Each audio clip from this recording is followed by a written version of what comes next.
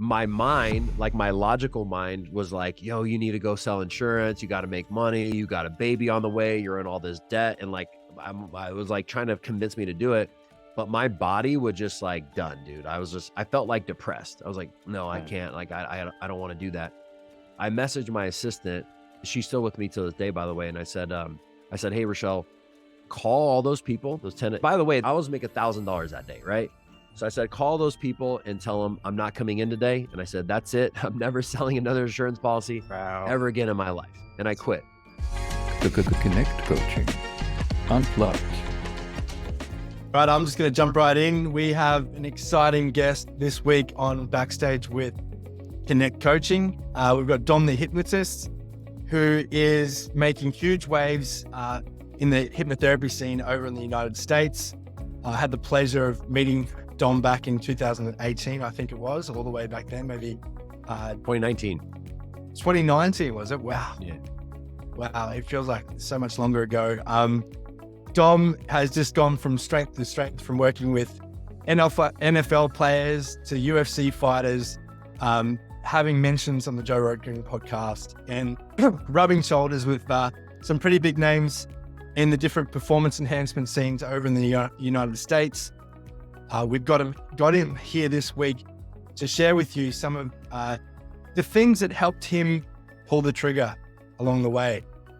Because if there's one thing that I'll say about Dom, he just mentioned that it was only 2019. I thought it was a whole nother year before, but he's done some incredible things in a very, very short amount of time. And I want to dive a little bit into that story. So thanks for being here with us today. Yeah, thank you, Don. Thank you for being here. Yeah, I'm excited to dive into this stuff and provide whatever value I can. Because I know, especially when it comes to pulling the trigger, there's a lot of great healers and hypnotherapists and coaches and all this stuff. And they have all the skills, but they don't do anything with it. And they do, and they just do it for a little while and they lose the excitement and then they go back to their old jobs or whatever. So, I'm excited to kind of go through what I guess what I do and what's helped me have success. So. Yeah, I've been watching on the sidelines, and it's been exciting, especially recently, seeing you do a lot more lives on Instagram. And what blew me away, I think it was about a month ago, maybe it was a couple of months ago now, but you did a technique that is an incredibly powerful technique that most people are afraid to even try. And I use that word specifically for purpose and intent. But you used a technique that most people are not even willing to try. You did it on an Instagram live and got such amazing results. I think you must have had 10,000 people watching you do it. The thing that got me, and it was like in true Dominique style, you were actually rearranging things in your garage, and your wife was making dinner, and she brought your dinner out or brought you a smoothie out. And the whole time you were just so cool, calm and collected. And you got incredible results with this woman on there, and completely freed her of her pain that she was experiencing at the time. So tell us, what is it that has you being so bold with these types of things? And what is it that has you with this air of confidence and air of relaxed ease whenever you do things? What is it that is that? I would definitely say just a lot of practice and repetition, right? Like 4 years ago or almost 5 years ago when I got into doing this, it was the first time I started making videos and content. I never did all that stuff before because I just did insurance. I didn't need to. And so definitely repetition. That's one of the things that people want to skip. Like, what's the secret? What's this? What's that? Well, that's it, right? It's doing the reps. Now there are things that you can sprinkle on that give you more confidence. I call it like steroids, right? You can go to the gym, work out, you're gonna get in shape. Then you can go to the gym, work out, and throw steroids. But at the end of the day, if you want to build a body, either way, whether you're on steroids or not, you still have to go to the gym. So you got to just do the work, right? Repetition. Now, what actually happened that day is things were kind of like on the back end and in the business, some things that happened, and I was just not having a good day. And my COO, she said, Don, when I used to have a bad day, I would just give my gift away for free because it makes me feel good and it helps somebody. And I just put little deposits out there in the universe. And she said, you should just go on live, Instagram live right now and give your gift away for free. And I said, oh, that's a great idea. So I just pulled up my phone and then I was like, in my head, in the back of my head, I'm like, I hope this works, right? Because you don't really know. Like, I don't even think I've had a pain paradigm thing not work, but still, it's like, you don't know. Like, this could be the one time it doesn't, right? But anyways, we brought this woman on and she said she had been in pain. She was 40 years old. She had been in pain since she was 15 years old. Long story short, what we discovered is that, and she was like 10 out of 10 basically every day. She believed that, or she felt guilty for being born. And so she was subconsciously punishing herself because she put her parents through like financial struggle. So it went back to her birth or during her mom's pregnancy. Her parents would fight about finances or whatever. So then for 25 years, she had this pain. In a matter of 5 minutes, it was gone. And she was just crying profusely. And it was so cool. I was like, wow, thank God it worked. Whew. So after that, that gave me more confidence. I'm like, I could do this with anybody. And I just started doing it more and more and more. So yeah, man, it's just, at some point you just got to rip the Band-Aid off, and just say, I don't know if this is going to work, but just do it. Was it something you said to yourself internally in order to rip that Band-Aid off? A lot of people psych themselves out. So how do you overcome that? What is it that you step through in order to go, you know what? Do you say something to yourself? Is it a feeling? Is it an image of yourself? Trying to think. I would say, this is definitely a thing. I don't know if I do this every single time, but when I make it about me, I start getting insecure and I start overthinking and I start getting anxiety and I start worrying, all that. But then if I make it about somebody else, like, okay, forget about how well I'm going to perform here. Let's Yep. focus on helping somebody heal. Yep. And I Yep. put it outside, then I don't seem to be as, insecure and in my head and it makes it for a good experience. Right. But if I'm trying to like perform and all this, then it kind of gets out of whack. Does that make sense? Yeah, that makes absolute sense. I think some people psych themselves out because they make it about them as opposed to actually what their outcome is, and that's to help someone. That is to Yeah. Yeah. provide a service or to elevate someone to another level. That's massive insights. I will Same say with this, one thing I do as well, because I could just pull up my phone and go live pretty much anytime for the most part and feel good. But sometimes I don't want to, but I know like I should or I need to or whatever. And one thing I will do for sure is like I'll pull up my live and say I put it on my tripod or whatever. I'll step away and I'll jump up and down. I'll psych myself up like, all right, let's go. Fuck. And then I jump on the live and then the energy shifts and it's like, boom, like people can feel it. Right. So that's definitely something I'll do. I don't do it every time, but when I'm not in the mood, but I know Yep. I need to do a live, that's what I do. Yeah, look, that energy that you have, I felt from the very first moment that I met you. I ran a training in Las Vegas in 2019. You set up the very, front row, and this this had this air of confidence about you. I remember exactly where you sat on the left-hand side, closest to the aisle, and you just had your book out and you were just going for it, taking notes, and it was really really cool because I generally taught people, that were in their, late 30s, 40s, 50s, 60s kind of thing. And it was really inspiring for me to have another young guy like myself who was, into MMA, into UFC, you're into Brazilian Jiu-Jitsu and you love, kickboxing and all that sort of stuff. But to see you be there, and just really going for it. And it was, I tell people all the time that, and you've got this record in my training room. And the record is that on the last night, we hand out a test because everybody asks on the last day, like, when do I get certified? When do I get my certificate for you? And when can I start practicing hypnosis? And you said to me the same thing. You said, when do I get certified? You were really eager to get going. And I said, well, as soon as you hand the test in, I'll mark it and you can get certified straight away. And he said, oh, what's the record? And I said, well, you've got 3 months, but the closest anyone has ever got to finishing it early was around, I think, the 2 or 3 week mark. And you said, no worries, I'm going to smash that down the park. And we finished at 6 o'clock that Sunday evening, and you had it into me before 10 p.m. that night, which is an absolute record. No one's ever even come close to that again. And, I just remember thinking to myself at that time, this guy's going to go places. And I had no idea how far you would actually go with, working with NFL players, working with UFC fighters, with performance enhancement, getting mentions on the Joe Rogan podcast. So if you could just for the next couple of minutes, map out that journey from where you started, which I can't believe is only 2019, but can you map that out for us? And because it felt like a sharp, uptick with your success very early on. And I'd like to plug into that a little bit, because we have a lot of listeners that are getting started or they've been going for a while, but they're just wanting to know how to get things moving even faster for themselves. Yeah. So basically, kind of what happened leading up to that point, when I was 18, I got out of high school and I went to college for like 2 weeks, to community college, and I was like, I went to college, or I went to school for 13 years before that, and I didn't want to. Why the hell am I going to pay to do this? I was like, this is stupid. So I got out and I started selling insurance. And that's when I started kind of getting into personal development, Tony Robbins, Grant Cardone, Brian Tracy, all like the greats, right? The legends. And I did insurance for about 5 years, and I kind of lost my steam with it a little bit. I just didn't want to do it anymore. So I tried a couple things, tried to do annuities, being a day trader, started up a solar company, and everything completely failed. So finally, after I blew through all my money, got myself in a bunch of debt, I went back to selling insurance, because at the time, that's all I believed I could do, right?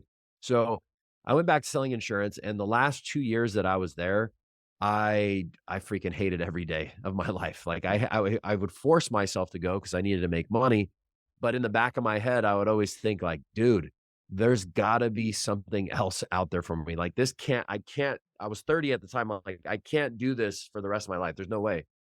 And so I would think about this, but I just didn't know what the opportunity was.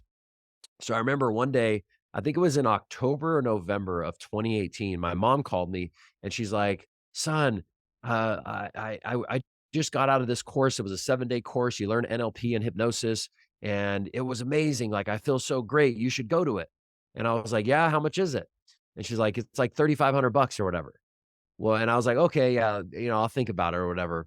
Well, I didn't tell my mom at the time because I was too ashamed, but literally a month before that, I had to call the bank to come and get my car because I couldn't make my $600 payment anymore. I let all my credit cards go, and I had no money. Like, I was broke as fuck. And so in December of 2019, or 2018, so a couple months after that, my mom surprised me with the intro course, the one you're talking about. It was a Christmas gift. So I went to the course. I had no desire to be a hypnotist. I had no desire to be a coach, literally zero. Like, I was just going because my mom bought it for me. Now, one thing I did do though is, like, she bought me the course, and there was a book that I think they recommended to read, like The Wizard Within. And I devoured that book in like a day. Like, I just sat there and I was so interested in it. And so I went to the course, and again, I didn't think I was going to do anything with it. I was just like open-minded. I thought, hey, this will help me in my insurance business, clear out some blocks or whatever. And man, I went to that 2.5-day course, and I just was not the same Dom that I walked in there. And literally on that Monday, I made a decision. I was like, you know what, dude? All those years I would drive around and think like, there's gotta be something else. I'm meant for more and all that kind of stuff. And I was like, you know what? This is it. Like, I found my thing. Right.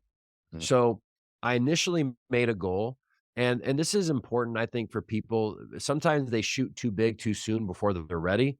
It's like, you never lifted weights before and you think you're just going to go in the gym and lift 300 pounds. That ain't going to happen. Like, you got to build up to it. So I initially made a goal. I said, okay, I want to do this full time. I don't know what the fuck I'm doing. Sorry, what the hell I'm doing.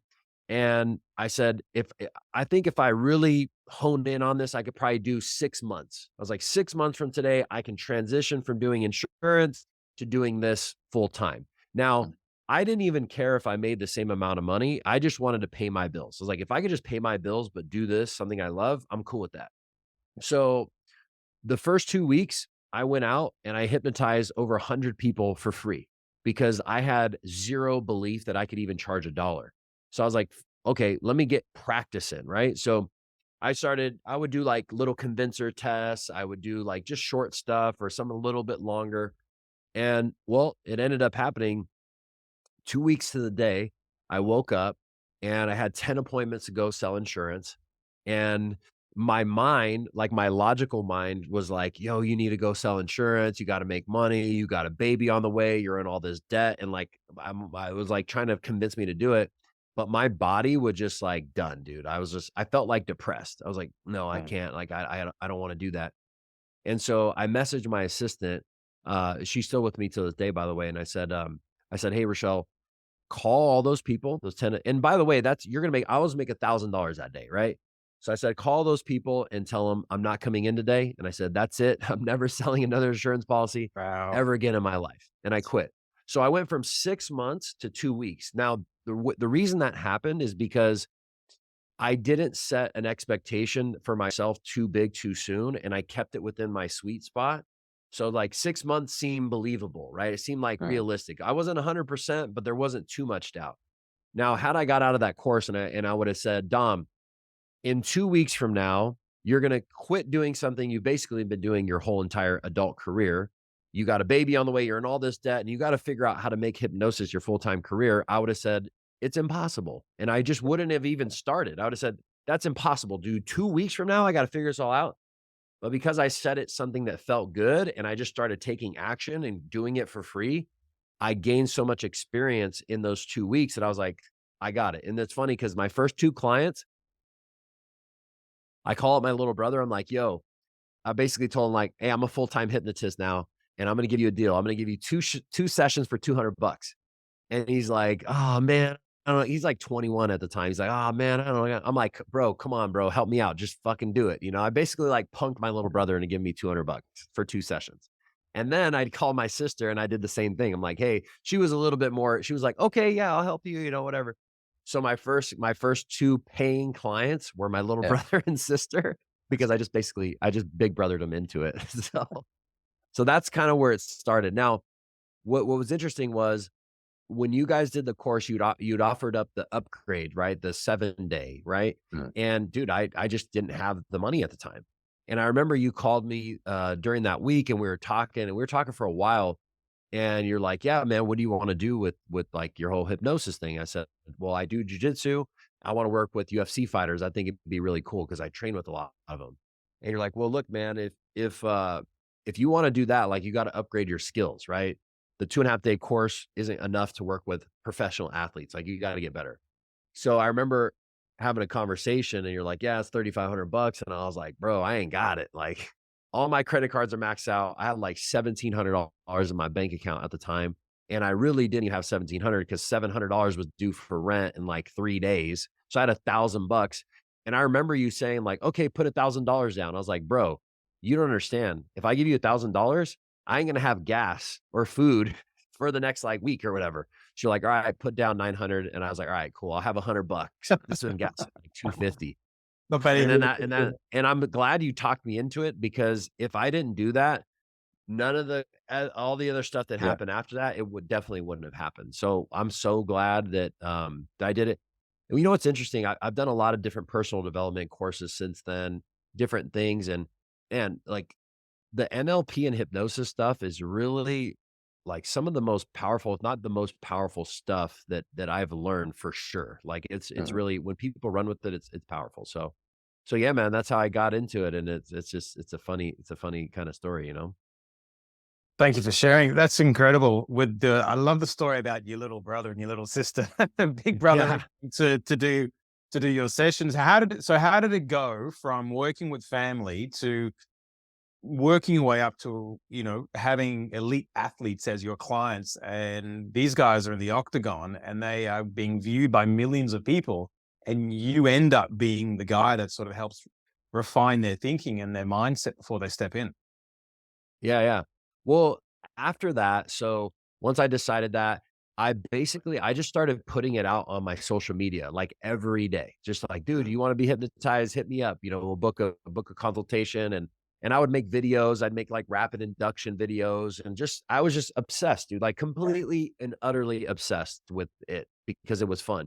And what ended up happening was like maybe 6 weeks after I got out of that course, it was a very short time frame. Actually, no, dude, it was like, oh my God, I'm thinking back. It was like 3 weeks later. This is so crazy. Damn, I thought it was 6 weeks. It was like 3 or 4. So So when you I made the decision to do full-time hypnotherapy or being a uh hypnotist, a week after you made that decision, you have this new opportunity. basically a week or two later. Yeah. So this is Incredible. what ended up happening. Yeah. Huh? Incredible how when you make a decision in life, the universe seems to Dude, throw the things at universe you in order fucking to support blessed you me. for your decision. Dude, so the decision to sign up with Callum that 1 week, and I wasn't a full-time hypnotist yet. I was still selling insurance when I was on the phone with them. Yeah.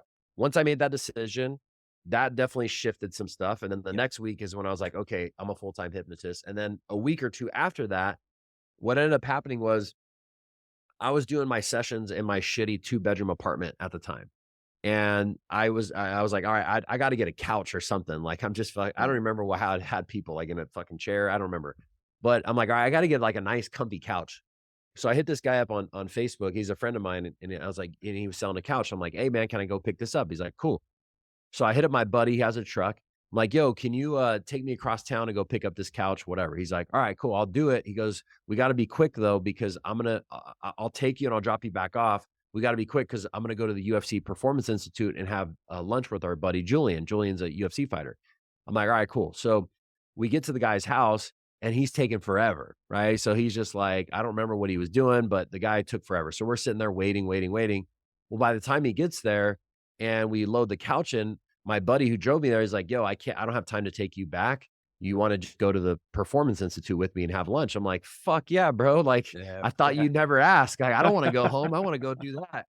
So for those of you who don't know, the UFC Performance Institute is the headquarters for the UFC. So that's where all the fighters are. That's where like Dana White, all the UFC brass are.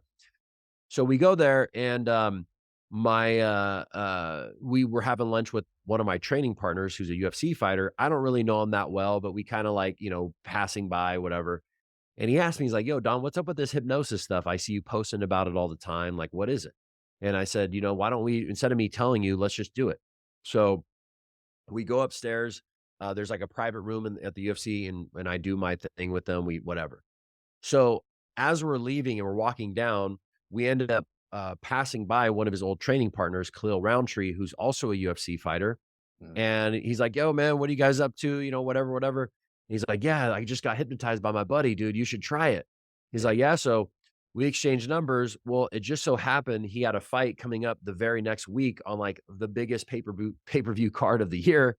Wow. So He we was ended up doing he was on a bit of a skid at the time too. I think he was on a 3-fight. Yeah, I think he was on 2 or 3 fight losing streak. And in his last fight, he got knocked out bad by Johnny Walker, like an elbow, just completely unconscious. It was a really bad knockout. So he was going into this fight like anxious, nervous. He was just afraid he was going to lose, So we did a couple sessions. And mind you, dude, I don't even really know what I'm doing still. This is like 5 weeks after my hypnosis course. I haven't even taken the NLP course. I'm just like winging it. So then, so we do a couple sessions and, he goes out and I'm sitting there watching the fight on that Saturday. And dude, I'm so nervous. Like I literally think I was more nervous than him. At least I felt that way. Like that, looking back on my entire life of anything I've ever experienced, I think that was the most nervous I've ever been in my life. Like I literally was like, I felt like I was going to jump out of my skin. I'm like, dude, this is like stressful, Cause I'm thinking, dude, if he gets knocked out, like that's the end of my hypnosis working with UFC fighters. Like that's the end of my career there. So anyways, he goes out and he just obliterates Eric Anders, who is his opponent. Like he just put on a clinic for 3 rounds. I think the judges scored it like 30-26 or something. He got performance of the night. And for the UFC fans or non-UFC fans, typically when you fight somebody, if you don't knock them out, there's a point system. Yeah. And usually most of the time, like 90% of the time, they'll score it 10-9. Well, I think 2 or even 3 of the rounds, they scored it a 10-8. If you get a 10-8, like you got your ass kicked.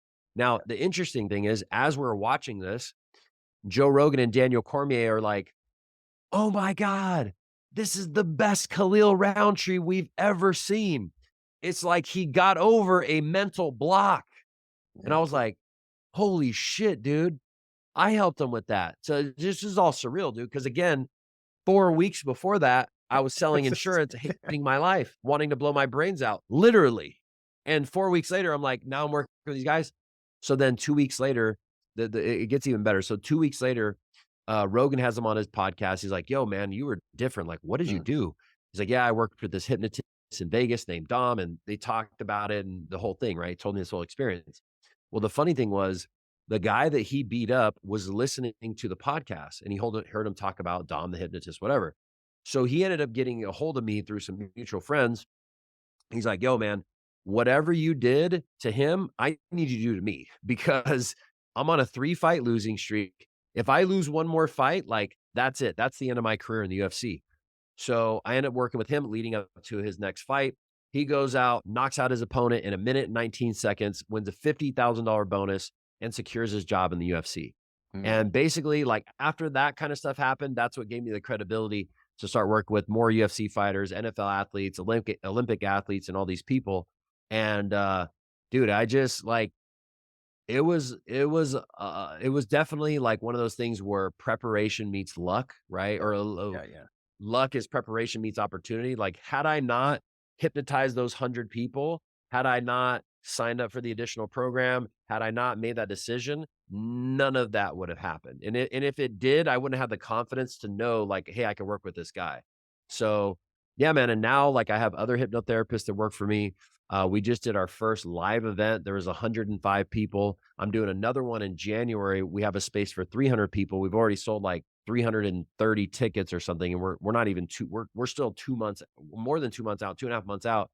And yeah, dude, it's been crazy. Like 4 years ago or 5 years ago, whenever this happened, if you would have said, Dom, you're going to make a couple $1,000,000 in a year doing hypnosis, fucking, I would have been like, what are you talking about? Like, this is so stupid. Like, really? Because I used to think, like everybody else, hypnosis is fake, it's bullshit, it's, whatever. So that's where we are now. So it's been fun.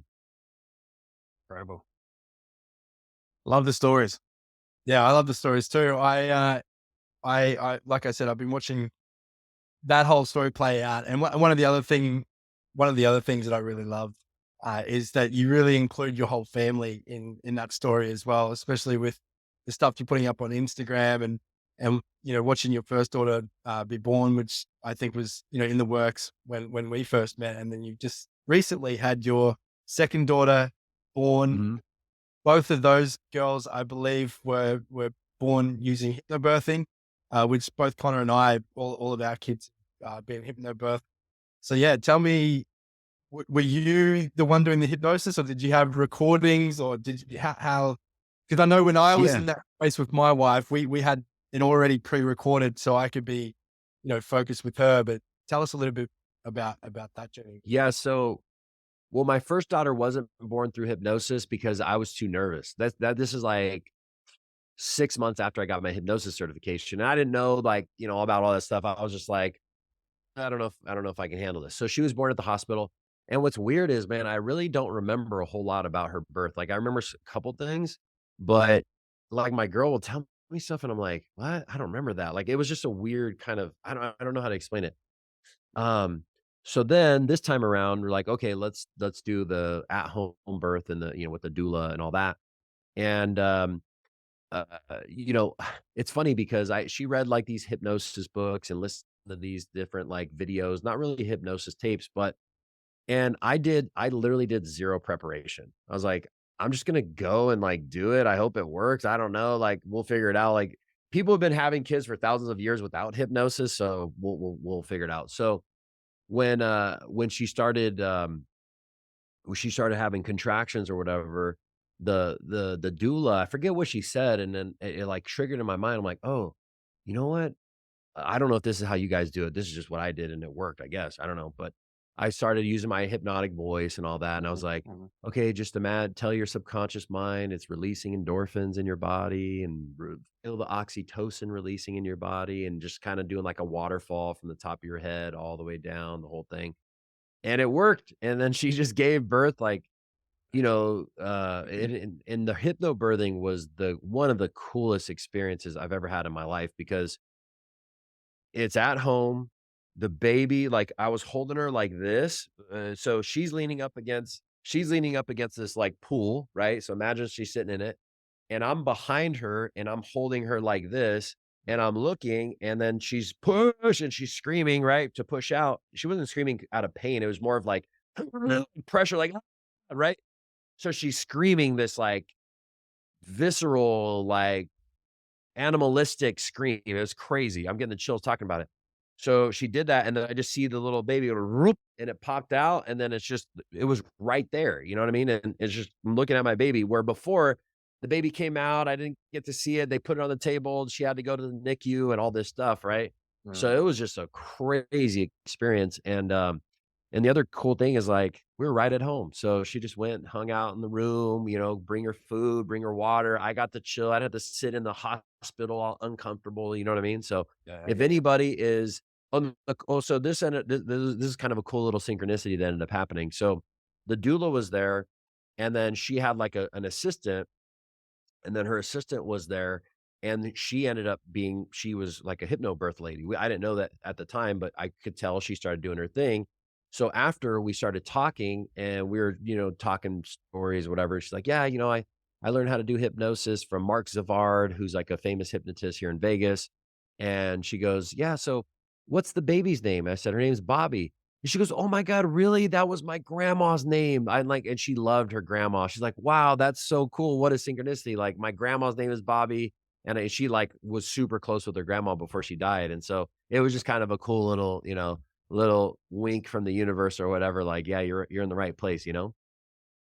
Yeah, I had a similar story like that. My dad, who passed away in 2011, he was called the Sunshine Boy and had sunflowers were the flower of his funeral. We just had sunflowers everywhere, and now we sort of carry sunflowers with us everywhere. And the midwife who was there when our second was born, she came really quickly, and we hardly even got the recordings on for the hypnobirthing. But when Olive came into the world, she helped her out of the bath and gave her to me, and she had a sunflower tattoo. Oh, wow. That's crazy. On There her you go. arm. So it was pretty Same sweet. kind of thing, huh? Damn, that's wild. Yeah. Connor's wife is a hypnobirthing teacher. That's what I'm. Yeah, she is. She's really good into it. We have 3 kids, and the first labor was about 15 hours. Oh, wow. And then for the second and third, she really doubled down and learned what is happening with the body and studied it. And the second labor was literally half an hour, and we didn't even make it to the hospital. She gave birth to our son in the front seat of the car that I just sold last night, Cal. I had him for 13 Wow. years. She gave birth in the front seat of that car. It The was 3 in highway. the morning. I was speeding on the highway. I had to pull over, but I didn't want to pull over too soon because there were these big trucks behind us that travel in the nighttime full of logs or whatever, cargo.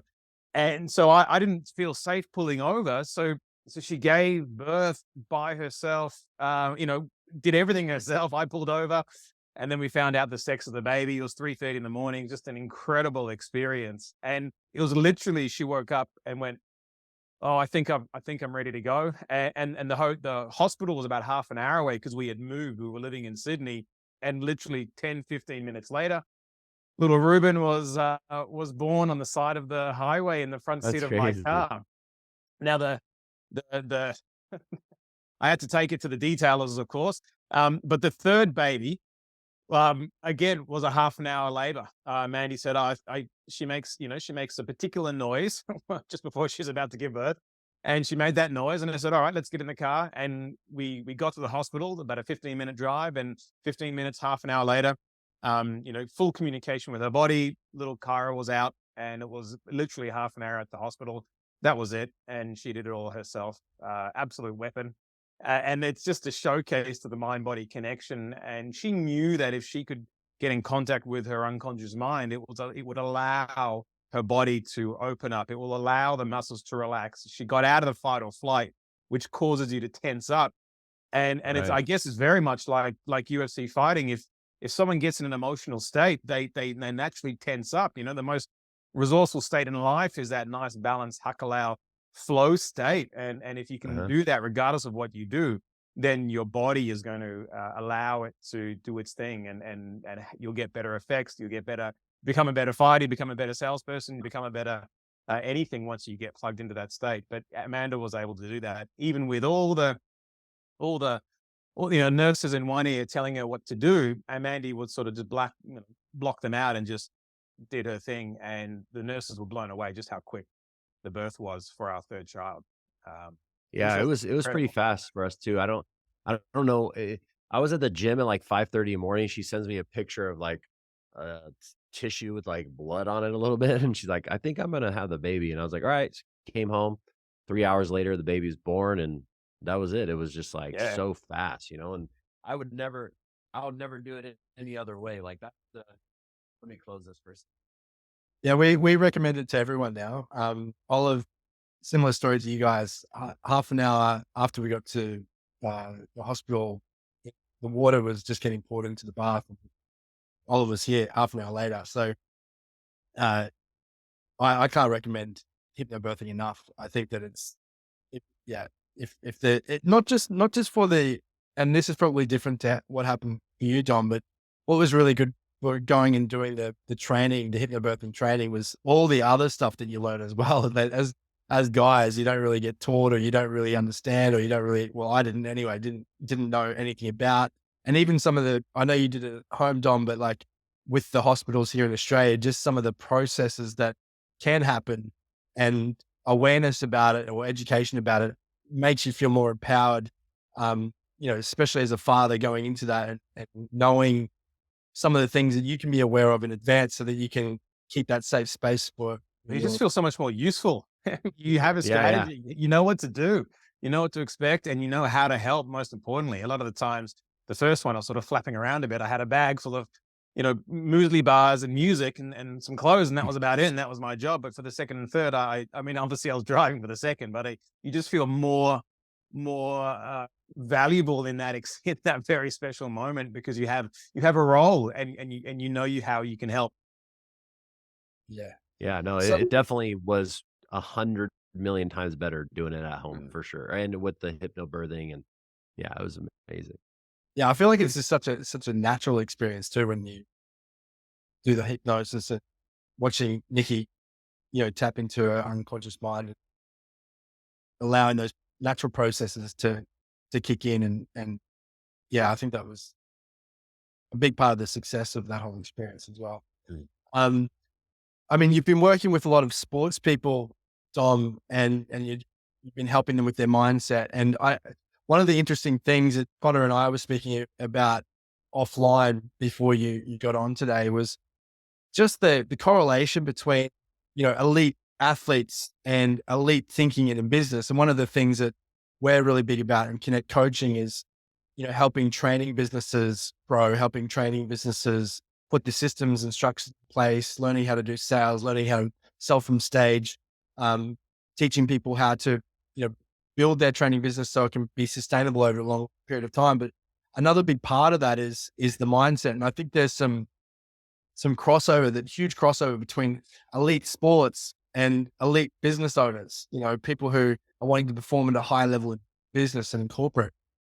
How do you see that mapping across? I know how, I see it map across. I know how it maps across from Connor, but how do you see, I guess, firstly, those contexts being similar? You see someone walk into the octagon, they have this 12, they've been training their whole life, but they have these training camps of 12 weeks before they enter into the octagon, and they have literally 15 to 25 minutes to perform and have all that hard work pay off in that one moment in time. And it's not a team sport, it's a one person sport. So how do you see like CEOs and business owners of small, medium and large size businesses? How do you see that crossover with their mindset and how important it is for you? Yeah, so one of the things is when you start to work with people on higher levels and you give them homework, they're more like they do it, right? Especially when they really want the result. It's like, hey, part of what you got to do is XYZ outside of our sessions, they get it done. The other thing is too is, they take responsibility and extreme ownership for results. Sometimes when Mhm. you get people that are just in their beginning stages of their personal development or whatever, they want to blame everybody else, right? Oh, it's Dom's fault, it's this fault, it's that. And so, the foundation for anything is like cause and effect, right? You have to take full responsibility for every result that you're getting in your life. And if you don't, and you're the victim and it's not your fault, then you're screwed. So Mm. those are two really, really common things that you see amongst high level athletes and amongst top business owners is like taking responsibility and also doing the work. The other thing is too is, you know, obviously we all have our down days, but their ability to recover and bounce back is so much more, it's so much quicker and with less, with less friction and things Drama. because they're used to it, right? Yeah. Where if you get somebody who's new or they're not at that level yet, they Right. haven't really experienced too much, a lot of challenge, especially like somebody going in from employee to business owner. They're used to, taking off early or not fully committing 100% and, cheating on their hours. And so once you are the one and it's all you, sometimes people just aren't used to what it really takes to get those things done. So yeah, I'd say taking responsibility, doing the homework and their ability to recover and get back on the horse from challenges and obstacles is the most common things. That recovery, getting back on the horse, as you said, does that tie into cause and effect and accountability, or is that a separate skill set? Oh, well, it definitely does because the more you start blaming everybody else, the longer you delay, or not even everybody else. I have clients that come to me and they go, Dom, the reason why my solar business isn't going good is because it's the winter time. And I said, "No, dude, that's not the reason your solar business is doing good. It's not doing good because you failed to do something leading up to this point, right? So it's not the weather that's causing you to fail. It's you, something you're missing. It's either something you're doing or you're not doing. It has nothing to do with the weather. So, and it's funny because as soon as they understand that concept of like, because they're at the effect, it's the weather's fault. That's why I'm not successful. And as soon as they switch it to, oh, okay, yeah, I get it, their businesses skyrocket just from that one thing. So uh, but again, the more you're in the effect, the more it's an outside circumstance, the weather, the time of year, your parents, this, that, and the other, the longer it's going to take for them to fully get their power back and, like you said, get back on the horse and get things going. So for sure, they go hand in hand. You mentioned cause and effect, but what are some of the other mental processes that people can practice in order to bounce back quickly? Obviously people can get into different types of funks. They can feel stuck. They can feel unresourceful. They can get into negative states, maybe even, respond to past traumatic negative emotions or traumatic events that have happened to them in the past, or fall victim to the effect side of the equation by, being susceptible to limiting beliefs or decisions they have set up. What are some, for the uninitiated, to people that may not have been trained in these modalities before, what are some things that people can do, or some takeaways that they can have in order to get back on the horse, to bounce back, to make those times between when they're not performing and they are performing shorter and shorter, so that they can continue to grow their businesses or be successful? Yeah. My probably my number one tool, especially I've been doing it a lot lately, and it sounds like super cliche, but I'll explain the science behind this, and I'll explain my perspective. Um, and it's really just getting into gratitude. So I've learned, I've heard this from Dr. Joe Dispenza, and then I kind of have my own spin on it. But he talks about how when you're in a good state of mind, you're at peace, you're relaxed, you're in gratitude or whatever, the blood is in the frontal lobe, right? And that's where we create from, right? That's where we build our businesses, we get ideas, we problem solve. As soon as we get impatient, frustrated, anxious, stressed, depressed, the blood leaves the frontal lobe, goes to the amygdala, which is your fight or flight, it's your reptile brain, and now you're in fight or flight. And when you're in fight or flight, it's not time to create, it's time to survive, right? And so and then on a physical level, like, and even on a metaphysical level, when that happens, when we're in that fight or flight, our heart rate starts beating really fast. Our blood vessels constrict. So now our heart's beating against a closed system, which throws off the rhythm of our heartbeat, right? And our heartbeat is what really sends out and receives the manifestations that we create. So one of the fastest things is getting into gratitude and just breathing. Now, here's the thing, like we all heard this saying about, be grateful grateful for what you have and more will come to you, right? And it's a cute saying. It'll make you feel good, but how do we really prove that, right? It's a theory. We don't really, nobody can actually prove that. However, I think I might have proved it. I don't know. Um, so I was doing a podcast a couple weeks ago, and this guy asked me, he's like, "What are your thoughts on gratitude?" And I told him my thoughts, and I told him about. I'm sure you guys know about like muscle testing, right? I don't know if you've learned or if you've done. So I'll have people do this exercise, right, where they have a weight, a chair, a table, whatever, and I have them get really angry. They get pissed off, and I have them lift the weight, right? And they lift it with all their strength, right? I say, okay, now I want you to get into gratitude and think about everything you're grateful for. And they'll lift that weight, they'll do that thing, and it literally feels like half the weight. It's the coolest thing. So, Mhm. anyways, I was explaining that story, and he said, "Yeah." He goes, "You know what's funny?" He goes, "When I do things for my kids, and they're grateful, and they're appreciative, and they're thankful, I just want to do more for them."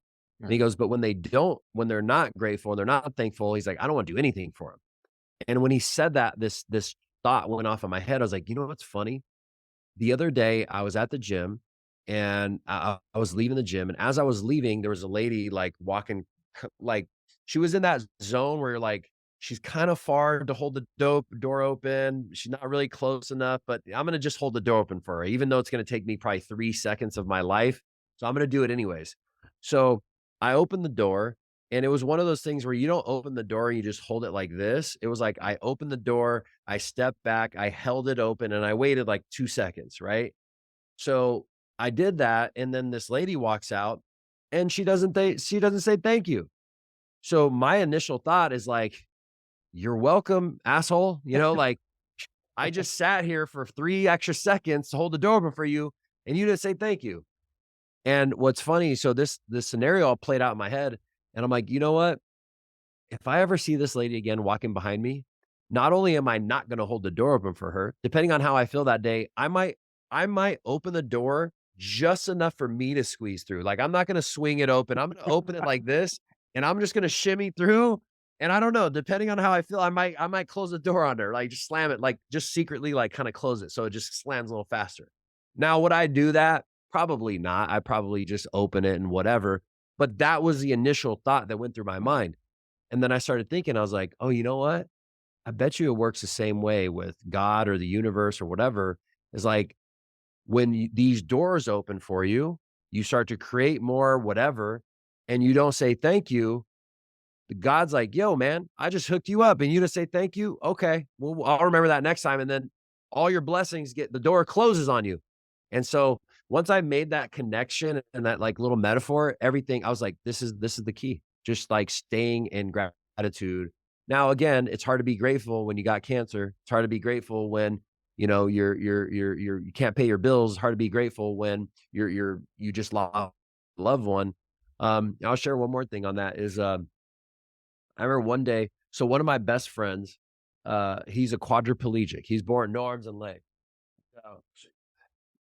So his name's Coach Rob. So as you can see here, he's in a wheelchair. He has no arms and legs. He was born this Mm. way.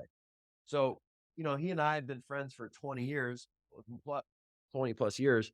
And with Rob, he can't do anything. Like you literally have to brush his teeth, take him to the bathroom, feed him, clothe him, everything, right? He can do certain things, like he can use his nose to get on his phone, he can sip out of a straw, but most things he can't do. So I remember one day, I went to jujitsu. It was like 6 o'clock in the morning. I was on like 3 or 4 hours of sleep, but I said I was gonna go. So I went and I got to jujitsu and I sat there in the parking lot and I started having like that quitting conversation, right? I'm like, dude, I'm so tired. Like, I don't need to be here. Like, I just, just go home and all that kind of stuff. Like, am I ever actually gonna use jujitsu? Probably not. I'm like having all this Mm. whole conversation. And I was like, I don't need to be here. And then for whatever reason in that moment, Rob popped into my head. And I was like, you know what? Rob will never know what it's like to do jujitsu. Rob will never know what it's like to lift weights. He'll never know what it's like. Like people bitch and complain about eating healthy food. He can't even feed himself, right? Mm. And so I thought about it. I'm like, you know what? I don't need to be here. I really don't. However, I get to be here, right? I get to have this cool experience where I go into jujitsu, I wrestle around, I try to hurt people, they try to hurt me, and at the end of it, we hug and we part ways, right? And get a good exercise. And once I switched my perspective on that, it made everything like, no, dude, this isn't hard. This isn't some task that I must do. It's like, no, I get to do this, right? I get to whatever it may be. Now, am I 100% on that? No. Like I have my days where I'm like, fuck, dude, I don't want to do this. But then when I remember, I go, no, I get to do this. It helps switch that up and it changes your energy. When you're in that gratitude and that feeling of like, no, man, I'm excited. Opportunities just come out of the woodworks, like more than you can handle, you know? So that's what I would say the fastest way to get back to it is gratitude. That's awesome, man. Yeah, buddy. Thank you for sharing. So, you've got you had some interesting points there. I often, the whole idea of getting to do something is very important. There's been a few examples like Rob in my life where, I often really tap into what it would be like to be there and associate into those experiences. And it's right. Even when we don't have necessarily the material things, there's also so many other things that we can be grateful for. There's so many things that we get to do that nobody else gets to do. And doubling down on that, focusing in on that can often help you get to the next point, the next step. Even if you don't have your life looking exactly how you want it to look, even if you are in debt, even if your health isn't the best, there are always things that you can be grateful for, and finding those things can shift your internal representation, shift your focus, and help you tap into those other states of mind, those other states of being, which can be the next resource that you need to get you to that next spot. It's repetition, right? There's a theme of repetition with everything that has got you where you are now. It's the repetition. It's putting into practice and getting that repetition down pat. And I think that seems to be the theme today, Cal, is the repetition. Just do it. Yeah, you just got to like, look, you hear me talk about gratitude. That doesn't mean ever since that day I'm in gratitude all the time. I got to remind myself and go, okay, get out of this. Like, what do I got? What I'm grateful for this damn cup. Like there's literally people in countries that if they got this cup, they'd be like, oh my God, thank you so much. They'd be so excited about this. And I just like take it for granted, So, and it sounds counterintuitive because people go, well, no, if I'm grateful for what I have, it won't make me strive for more. No, dude, when you're grateful for what you have, it actually makes you feel good. And when you feel good, that's when we want to produce. That's when not only are we producing, but we start to attract those opportunities. We're not trying to seek it and hunt it so bad. It just like falls in your lap, So yeah, it's so powerful. Talking about falling in your lap, I've seen you on some 3D big podcasts. You got a mention on the Joe Rogan, but you actually have been on some pretty big podcasts yourself now. I see you rubbing shoulders with Brett Callan, who's in The Hangover. He was in The Joker, famous comedian. You started a lot of your stuff. You started with, and even how you described your sessions in the early days is with hypnosis. You're rough around the edges, and it's been over time that you've really polished things up, but it's all paid off. How did you sort of break through that sort of next phase into not just working with elite athletes, but also, getting to expand your network on those levels and having to have that influence as well?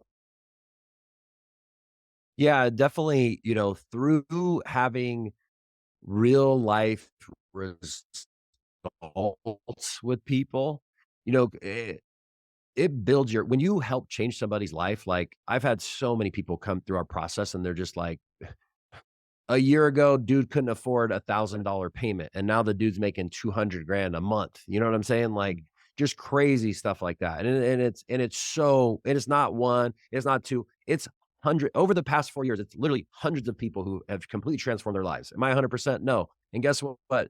Like I said in the beginning, sometimes people don't want to do the work. They don't want to take responsibility. They don't want to listen to the recordings that they're supposed to do. They skip their sessions. They don't, whatever. So I can't make people do things. But what ends up happening is as you start to build up this foundation of confidence, it oozes out of your freaking pores. Like your aura is just different. You shine brighter and people notice that, right? So especially when you start to, as you start to progress and you're working with like higher level people, right? Um, uh, uh, uh, Is that, I think Is that's that, Dom's. Yeah. Cause you and I are pretty good, I think. There's yeah. this thing, right? Can you guys hear me? Are you back? The You're internet, back. Okay, cool. your internet. So there's this unspoken energy, right? And I actually was telling this to my COO the other day.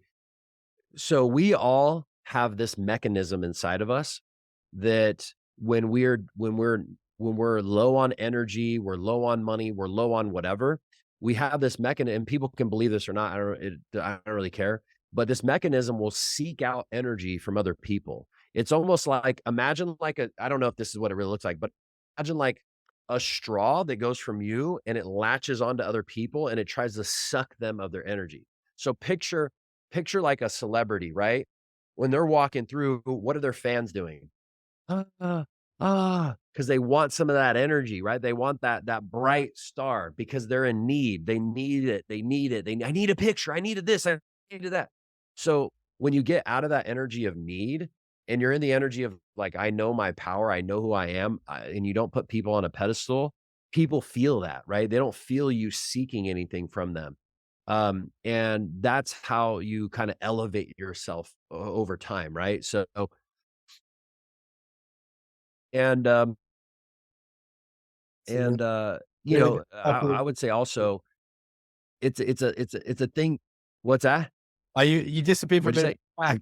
So you, Oh, even there's some great stuff. it's also what it's one of those things that you kind of like at first it's like, oh, a little nervous, but then you just get used to it, right? So it's like anything else. Once you're exposed to it after a while, it's just normal, Mm. you know? So I would say that's how I've been able to kind of elevate through that process.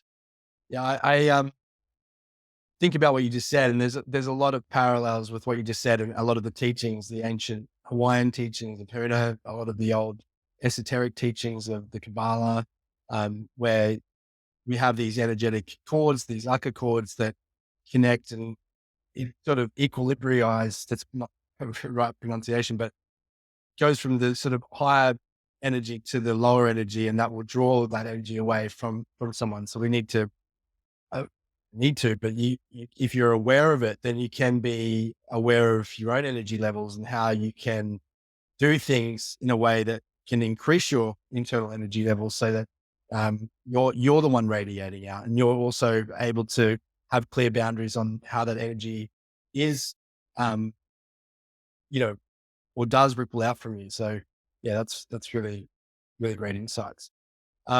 We are just at the edge of the time. I know you've got a couple of things that you need to do as well, Dom, but if you could, you've got a huge event coming up in February. Yeah, unpack that a little bit. What is this all about?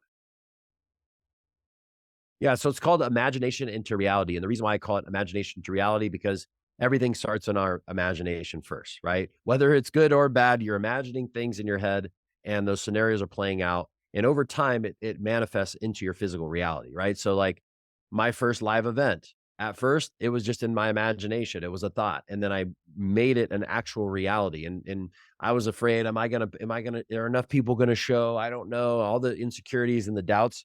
And I just keep doing it anyways, right? And I keep using my imagination through visualization, through manifestation, and then things literally become true. So the whole purpose of it is to teach people that they're going to experience hypnosis, they're going to experience powerful breakthroughs and things like that.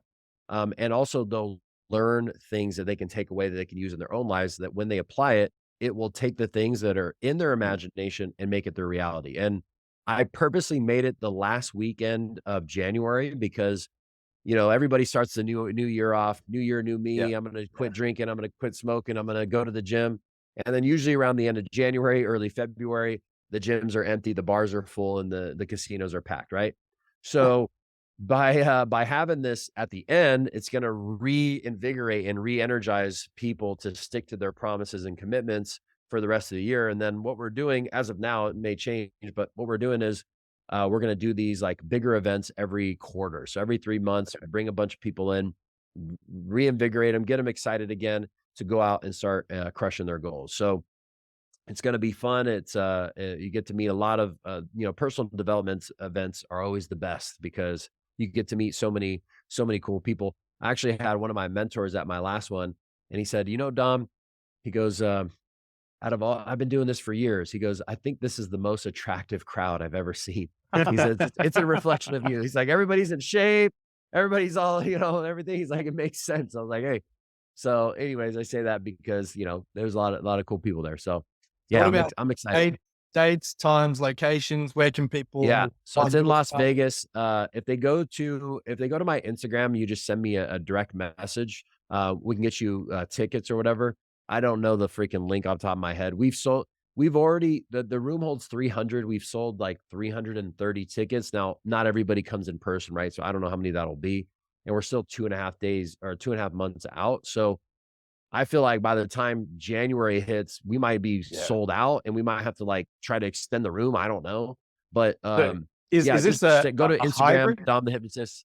So you can attend live or online. Is it a hybrid? Is it? Yep. Okay, cool. Yep. So they can come live or in person. And obviously in person is always the best because you get to have that energy and experience. Even with that being said, though, the virtual is going to be amazing because you'll get to do all the exercises, learn so much, experience hypnosis. We're going to do hypnosis every single day. And it's a lot of fun. So if you just go to, man, I got to get the freaking website for that, but What's there's your some handle? website for it. My team has it. I don't know. Is But your if you just go handle to my your name? Instagram, Dom. Is It's just your handle your name? dom.the.hypnotist. Yeah. Just dom.the.hypnotist. If you go to that, shoot me a DM. We're running a promotion right now. We're giving people some extra bonuses. So I'll tell you guys this last story before we go because this is very fascinating. So I'm gonna share the condensed version, but basically, like last year, maybe a year and a half ago, I had the inspiration to listen to a sleep hypnosis around creating financial abundance. Mhm. And so I found this video on YouTube, right? It had like millions of views and all these comments and stuff. And at first I was like, mind you, I'm 2 years into my hypnosis journey or 3 years at this point, and I'm still skeptical about sleep hypnosis. I'm like, yeah, bullshit. I don't see how this works, right? I'm sleeping. I don't get it. But anyways, so I found this video. It was all around creating financial abundance. So I said, all right, I'm going to listen to it. I got nothing to lose. I'm going to be sleeping anyways, right? So I started listening to this video on a Tuesday. And by Sunday, we had our biggest week ever at the time by like 50%, right? So this was cool. I was like, holy shit, dude, I'm getting clients out of freaking left and right and everywhere. The problem was, though, at the time, I didn't have a team like I do now. I had one other person. And, 50% more clients is great, but that also comes with 50% more work, right? So I couldn't sustain that at that level. And so I stopped listening to the recording, right? Well, then like a month or two, I'm like, you know what? Why don't I just create my own sleep? It was too good. I was like, why don't I just create my own sleep hypnosis? But I'm going to be very particular on the affirmation and I'm going to make it to where, yes, I want to invite more abundance and I want to make sure that I'm working the same or even less, right? Like I want to make more money, less work. How about that? I don't want to work more. So I made this recording and I started putting out on my YouTube, my Instagram, and a bunch of people start listening to it, right? In a couple of days, people are like, dude, deals are closing and all this cool stuff is happening. People are getting raises, right? All this great feedback. But then other people were saying they couldn't understand the recording and it was like corrupted or something. So I thought I messed something up. I'm like, oh, I must have maybe it only works with iPhones because I did it on a MacBook. I don't know if there's some transfer thing I didn't do. I don't know. So I started giving this all my clients. And this interesting thing happened. This woman messaged me one day and she goes, hey, Dom, I think your recording's broken or something's wrong with the recording. I said, yeah, what's going on? She goes, well, the first couple of days I could hear it fine, but now it's distorted. She said, it sounds like it's in a different language. I said, oh, I've heard this before, screen record it, send it to me. I'll take a look. So she screen records it. She sends it to me and I can hear it perfectly fine. I'm like, I don't know what you're talking about. It sounds fine to me. So then about an hour goes by and she goes, Dom, I think I'm going crazy. I said, what's up? And she goes, I shared your recording with my partner. We're in the same exact room. We're listening to the same exact thing and she can hear it perfectly fine, but I can't understand a word. And she says, it sounds like it's in a different language. So I'm like, what the fuck's going on? Like, what? Yeah. So I had no idea. What's that? No. I'm with you. I'm with you on the story. Oh, So I'm like, okay, let's talk about it in our session next week. So we jump on Zoom and I got to see it for myself, right? I'm not just going to like believe her or whatever. So I share my Zoom recording. I share share my Zoom screen. I play the recording, and sure enough, I can hear it as clear as day. And she can't understand a word. She can read the words. She can read the captions on the screen, but it's not processing auditorily, right? So I'm like, yo, what the fuck what is going on, right? So my instincts were, all right, if she can't hear it, she must have some fears or limiting beliefs around creating success, right?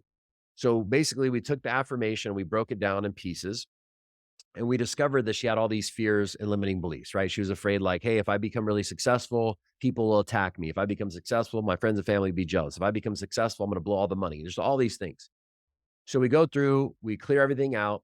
45 minutes later, I play the recording and she can hear it as clear as day again. Now, what's interesting is it gets even better. So I shared that with I do like group coaching calls and group sessions. And I shared this with the group and I told them the whole thing and everything else. And a couple people said, dude, the same thing happened to me, right? So we jump on a call, they can't hear it. We clear it, boom, they can hear it again. Now, a couple weeks after that, I had clients create their own affirmation on an app.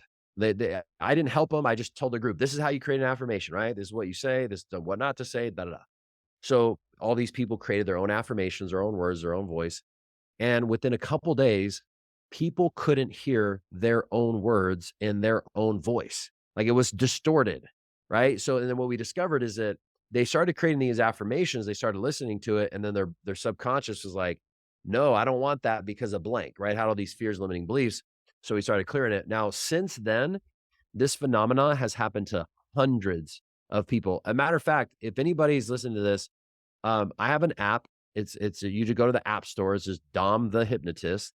You can create an account. You have a free account, and you can get access to this sleep hypnosis I'm telling you about, and listen and see what happens. But so Check it out. I don't know how we got. Oh, so I have a program that goes through and clears everything out. So when people buy a ticket, we're running a promotion right now where they get access to this program where it helps them clear whatever their blocks are around success. And that's what's helped so many people just have so much success financially is they clear out their blocks. You know what I mean? So That's awesome, buddy. I am very, very grateful for you being here today and for you sharing. thank you. And I'm so excited for all the things that you've done, but where you're going as well. We'd like to stay connected as well with you. So keep us up to date. I'll be following along on Instagram, and we'd like to get to one of your events one day as well, and experience the live experience in Las Vegas. Connor and I both have spent a lot of time over there for work before. So yeah, we'd love to come back and Yeah, let me know, man. Where in Vegas is it, Dom? It's at the Circa Hotel downtown. Circus? No, fuck no. Circa. Okay. Yeah, Circus. God, that's like the worst casino and hotel in Okay. Vegas. I'm No, not, Circa. I know there is one, but I'm not too sure of the levels of quality at all the casinos. No, Circus is terrible. But Circa, so Circa is downtown Las Vegas. It's the Okay. newest hotel there. It's Okay, cool. really nice. It's really like lavish. The ballroom thing that they have is really amazing. So we're doing it there. Amazing. It's gonna be good. Thank you. thank you so much for your time today. Dom the Hypnotist on Instagram. Go check him out. He does a lot of great live induction and interventions on there as well. It's awesome to watch. Thank you for being here today.